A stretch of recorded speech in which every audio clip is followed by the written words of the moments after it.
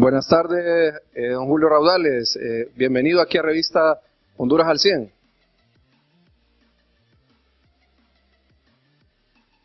Buenas tardes, don Julio. ¿Me escucha? Perfectamente.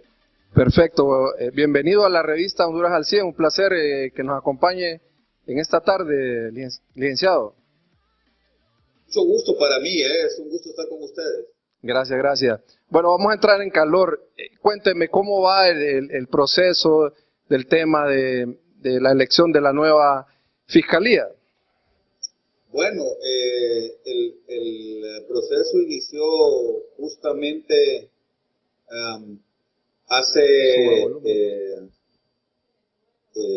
en el día 2 de junio, nos reunimos por primera vez. Ya hemos tenido 2 reuniones, ya se aprobó el reglamento interno de la Junta Proponente, ya se mandó a publicar en el Diario Oficial La Gaceta ese reglamento, y 3 días después de que salga publicado, que supongo que saldrá el día de hoy o mañana, pues ya podrán empezar a inscribirse aquellas personas que estén interesadas en concursar para ser el fiscal general o fiscal general adjunto del Ministerio Público. El día de ayer, además, se presentó el portal de transparencia, para lo cual tuvimos el apoyo invaluable del Instituto de Acceso a la Información Pública. Sí, miramos con bastante sorpresa y con un contento, pues, la prensa hondureña al ver que se oficializó que está este portal de transparencia para que todo el pueblo hondureño pueda ver el proceso de la nueva elección de la Fiscalía.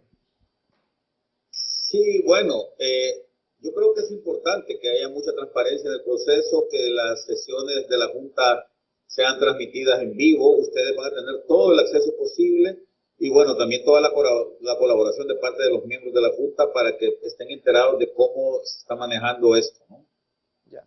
Los hondureños podremos tener la certeza que no va a ser más de lo mismo, la misma receta, las dudas de siempre del pasado, de que siempre triquiñuelas, que compadrazgo para el tema de elegir el titular de la Fiscalía y su suplente también.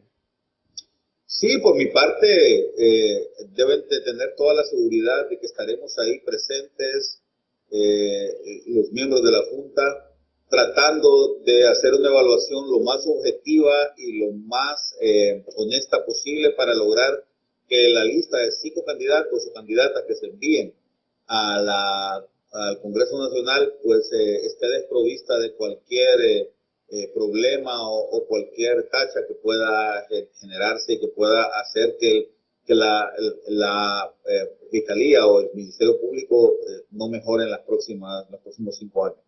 Importante que ha existido una anuencia de casi todos los participantes de esta Junta de que no puedan optar a ser postulantes los profesionales del derecho que tengan, digamos, cuentas pendientes con la ley, que estén defendiendo casos emblemáticos quizás del tema de narcotráfico u otros intereses. Es importante esto, don Julio.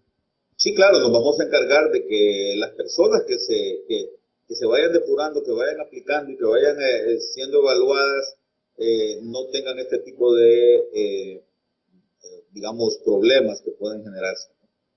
Ya. Bueno, por otra parte, como economista, ¿cómo ve el caso de estos preacuerdos que ha logrado el gobierno de Honduras con China? A mí me parece muy positivo que Honduras se abra al mundo. China es la segunda economía más importante del planeta. Tiene 1.500 millones de habitantes. Es, digamos, un país superpoblado, con un crecimiento económico envidiable. Han reducido la pobreza en 40 años de forma que no lo había hecho ninguna otra potencia en el mundo.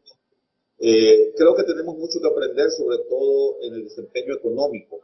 Y es bueno que podamos ir conociendo cómo esta experiencia china puede de alguna forma beneficiarnos a nosotros. No caigamos tampoco en la idea naif de que ellos nos van a ayudar, de que ellos nos van a dar cosas. Los chinos han logrado su desarrollo por sí mismos y nosotros también debemos de lograr nuestro desarrollo por nosotros mismos. Nadie va a hacer por los hondureños lo que los hondureños debemos hacer por nosotros. Importante que 20 empresas hondureñas, entre el tema de café, el tema de mariscos, el tema de plátanos también, están certificadas ya casi para poder exportar productos a China. Es correcto, hay que avanzar en eso y lo más importante es la gestión de la calidad para asegurar que nuestra producción pueda ingresar sin ningún problema a esos mercados tan importantes y que compran a tan buen precio. Pero hay que recordar también que lo que más riqueza genera ahora ya no son los productos primarios, sino las ideas. Y los hondureños tenemos imaginación, podemos generar buenas ideas y venderlas de tal manera que se pueda tener mayor bienestar en el corto plazo, ¿no? ¿Usted cree que sería importante como estrategia del gobierno para lograr un mayor éxito en el tema de relación comercial con China, quizá focalizarla al tema de las provincias y no un total como territorio de China, sino en aquellas provincias donde hay un déficit de tal alimento y que Honduras pueda penetrar en esos lugares? Es que así es que se trabaja la mayor parte de las veces con China, ¿no?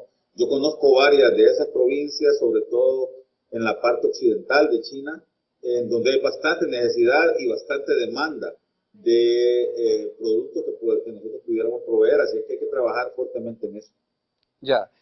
Según su experiencia, ¿qué tendría que pasar a futuro? ¿Qué paso debería dar el gobierno para consolidar esta relación comercial, diplomática y de cooperación con China y quizás otro valor agregado que se pudiera dar en el tema de intercambios, quizás de buenas prácticas para el país? Lo más importante es mejorar la productividad. Eso es clave para que el país se pueda desarrollar rápidamente y podamos tener acceso a esos mercados, no solo al chino. También tenemos potencial para entrar a Europa, tenemos mucho potencial para entrar todavía a los Estados Unidos, a Canadá, a Corea, a Japón. Así es que tenemos todo el mundo ahí enfrente y quienes tenemos que generar las oportunidades somos nosotros los hondureños. Según estos acuerdos que ha establecido el gobierno, de acuerdos de intenciones, ¿en cuáles le ve usted mayor posibilidad a Honduras de que pueda alcanzarlos a un corto tiempo o un mediano tiempo? Honduras tiene mucho potencial, pero Honduras tiene costos de transacción muy elevados y costos de producción muy elevados.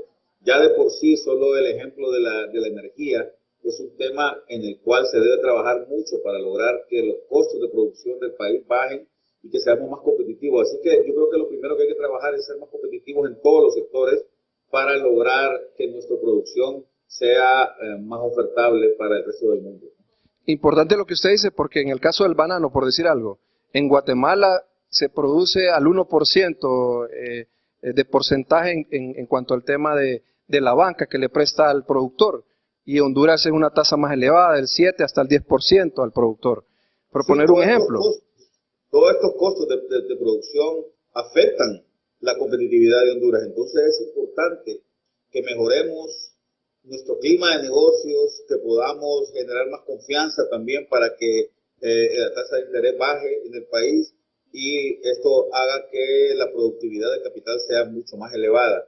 Si logramos esto, creo que el país tiene bastantes oportunidades ahora que tiene la posibilidad de comerciar con China, ¿no? Esto mismo se da en este mismo caso, se da en el tema de los mariscos, en el caso del camarón, digamos en Ecuador. O sea, se produce más un bajo porcentaje, Honduras en un más alto porcentaje, entonces esto puede afectar en el tema de exportación a China también.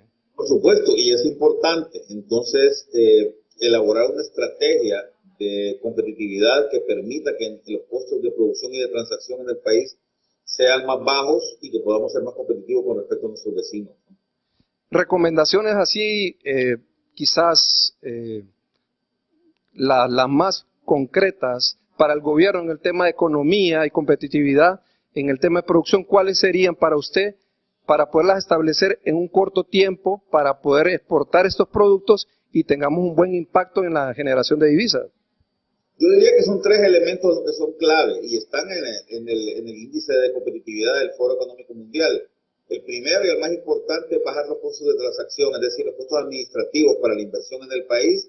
El segundo es mejorar la calidad de la educación y la salud, porque sin educación y salud el trabajo no va a ser más productivo y va a ser imposible que podamos emerger. Y el tercero tiene que ver con el tema de bajar los costos de producción, sobre todo el de la energía y el del financiamiento, que son tan elevados en el país que nos quitan tanta competitividad. Ahora, el componente geopolítico, ¿cree que esto podría tener un impacto negativo con otras naciones hermanas como Estados Unidos, como Israel y como otros países de derecha, pues, entre comillas, que son aliados estratégicos de Honduras? No, eso no tiene ninguna importancia, ¿verdad? En realidad, del resto de los países que han abierto relaciones diplomáticas o que han reconocido una única China, han podido seguir comerciando con ella sin ninguna, sin que los Estados Unidos tenga algún elemento negativo para estos países. ¿Verdad? Dominicana lo hizo, Panamá, que tiene el canal, lo hizo, Nicaragua lo hizo, Costa Rica lo hizo, El Salvador lo hizo. Yo no creo que vaya a haber algún tipo de represalia por parte de los Estados Unidos. Este es un tema soberano de cada uno de los estados y nosotros tenemos las puertas abiertas con este país, así como con China ahora, y lo que tenemos que hacer es trabajar para aprovechar estas ventajas. ¿Usted avala o refrenda el tema de la apertura de relaciones que está teniendo Honduras, en el caso del gobierno, esta apertura con China y quizás otras naciones del mundo, o lo ve como mucha gente que lo ve con recelo, con muchas dudas? No, yo lo que veo con muchas dudas es la falta de capacidad que tenemos los hondureños, o que hemos tenido los hondureños para trabajar de manera inteligente, olvidarnos de la política y ser más pragmáticos en el uso de nuestras ventajas comparativas y competitivas, ¿verdad? Si ahí tenemos que apuntarle y olvidarnos un poco de todo este asunto ideológico. Hay un punto bien importante que la mandataria en reunión que sostuvo con alto representante del tema de transparencia. ¿Qué tan importante es el tema de transparencia y si realmente China es un referente del tema de transparencia para Honduras? No, yo creo que ahí andamos un poco perdidos, ¿verdad? China no es ningún referente de transparencia, China es un país amigo ahora, hay que aprovechar las cosas buenas que tiene, pero China no es ni democrático, ni transparente, ¿verdad? Es un país donde hay mucha corrupción, es un país que tiene muchísimas desventajas en el tema de comunicaciones. También hay una desventaja competitiva con China, y es que este es un país que todavía es lejano para Honduras, a diferencia, por ejemplo, de los Estados Unidos y de Canadá. Pero eso no implica que no podamos aprender de ellos otras cosas, ¿verdad? Los chinos son un milagro económico y este milagro lo han desarrollado ellos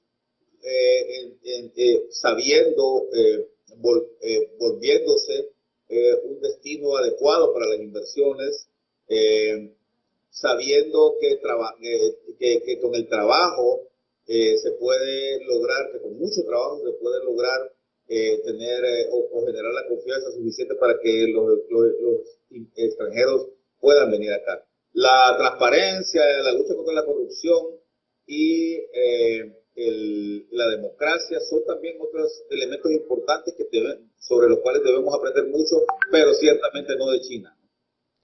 Importante esta delegación de empresarios hondureños que también visitaron China y establecieron nexos importantes en el tema de comercio con sus pares de allá de China.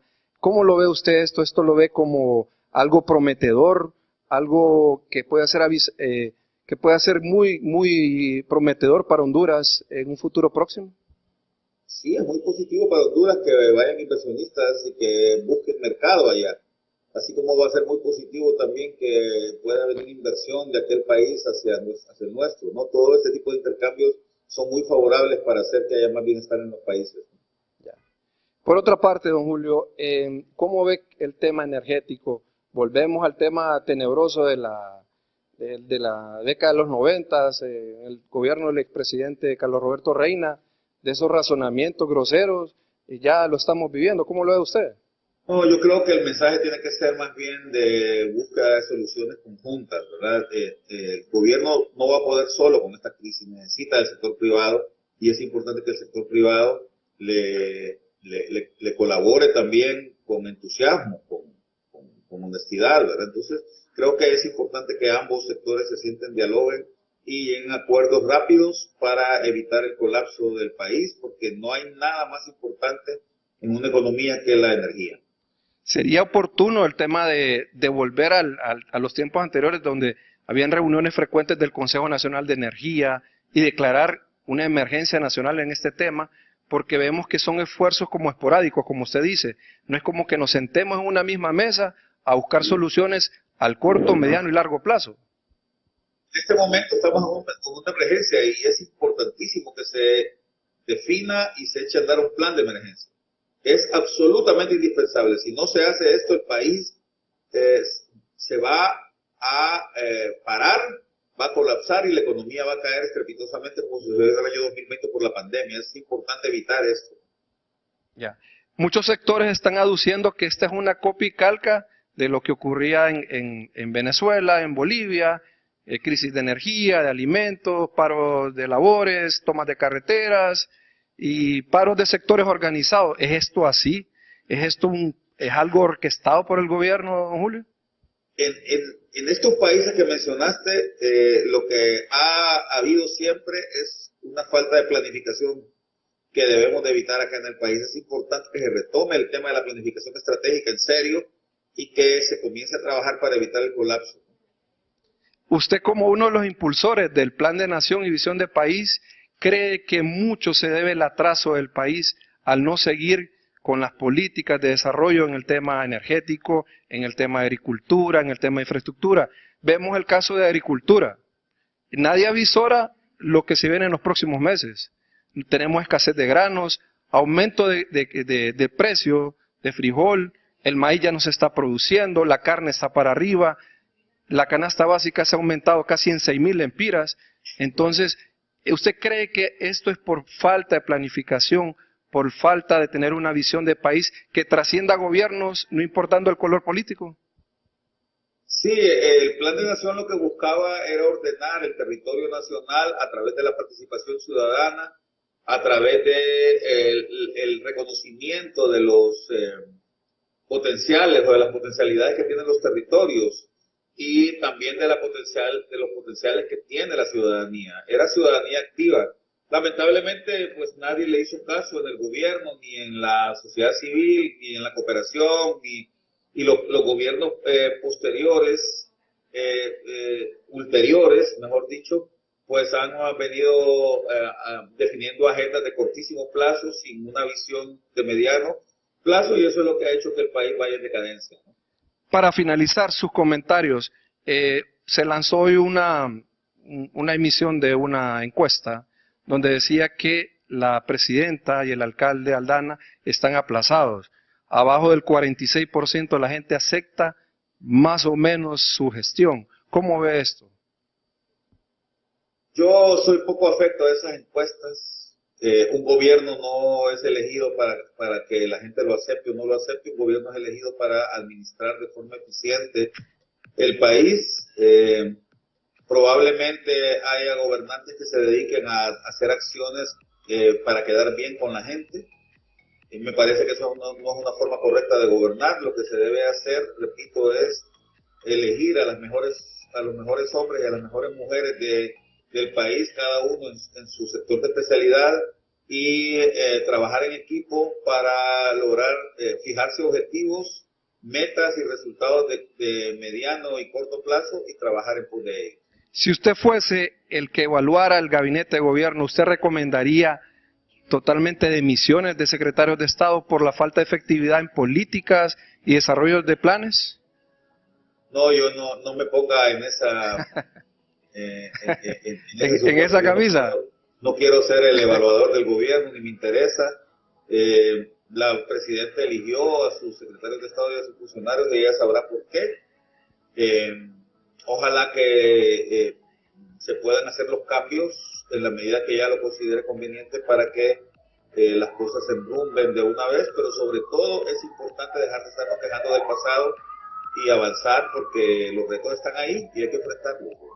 Bueno, muchas gracias, don Julio Raudales, por esta entrevista concedida a su revista Honduras al 100, y esperamos contar en una próxima emisión con usted su participación valiosa sobre temas de interés nacional. Muchas gracias. Bueno, mucho gusto.